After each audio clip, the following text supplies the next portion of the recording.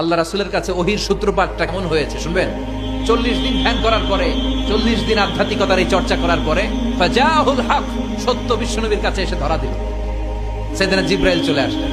বিশ্বনবী 5টা আয়াত নিয়ে কাঁপতে কাঁপতে হেরা পর্বত থেকে নেমে এলেন। সুবহানাল্লাহ পড়ে এই ওহীর ভাড়ে চাপে বিশ্বনবী কাঁপতে শুরু করলেন। এই প্রথম বিশ্বনবীর কাছে ওহীর রিফ্লেকশন, ওহীর ছোঁয়া, ওহীর ঝলকানি। এই নবী ছিলেন 15 বছর বয়সে হালাফুল ফুদুল একটা সংগঠন করেছে।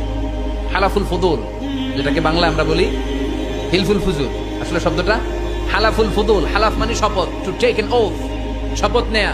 ফুদুল হচ্ছে ভালো কাজের উপর। উনি হাতে হাত রেখে যুবকদেরকে নিয়ে মক্কা আইন করলেন। মক্কার জমিনে কোনো দুর্বলের উপর, মাজলুমের উপর কোনো জালিমের অত্যাচার চলতে দেয়া যাবে না। মক্কার বুকে কোনো টেন্ডারবাজি চলবে না, চাঁদাবাজি চলবে না, ধর্ষণ চলবে না, ছিনতাই আর রাহাজানি চলবে না। চিল্লায় এখন ঠিক কিনা? 15 বছর বয়সে পুরো মক্কা শহর কাঁপায় দিয়েছে। উনি তো ওই নবী, সবসময় ছিলেন অন্যায়ের বিরুদ্ধে কঠোর। ওনার ইমানটা এমন ছিল, প্রয়োজনে জ্বলে উঠতো। চিৎকার করে বলেন ঠিক কিনা? উনি ছিলেন ওই নবী। 40 বছরের আগের জীবনে যেমন, পরের জীবনে তেমন। সুবহানাল্লাহ পড়ে। তো বিশ্বনবী 40 বছর বয়সে ওহী পেলেন। ওনার ওহীর সূচনাটা ছিল আর রুইয়া সালেহা, সত্য স্বপ্ন।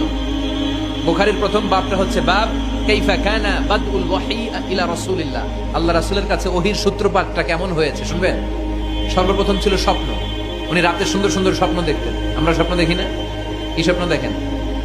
মারামারি, হরতাল, হ্যাঁ, টাকা। আর কি দেখো তোমরা? জিহাদি। তো বিশ্বনবী স্বপ্ন দেখতেন আর রুইয়া as-সালেহা, সত্য সুন্দর স্বপ্ন।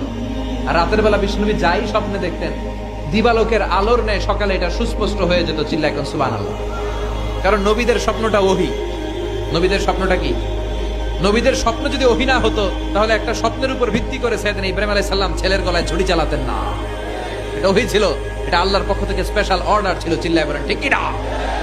তার মানে বিশ্বনবীর জীবনে প্রথম ওহীর সূত্রপাত হয়েছে স্বপ্ন দিয়ে। তারপরে বিশ্বনবীর কাছে নিঃসঙ্গতা, নির্জনতাকে প্রিয় করে দিল কে? বিশ্বনবীর মানুষের সাথে তখন কথা বলতে ভাল লাগে না, একা একা থাকতে ভাল লাগে, একা একা ইবাদত করতে ভাল লাগে। বিশ্বনবী হেরা পাহাড়ে চলে গেলেন। কোথায়?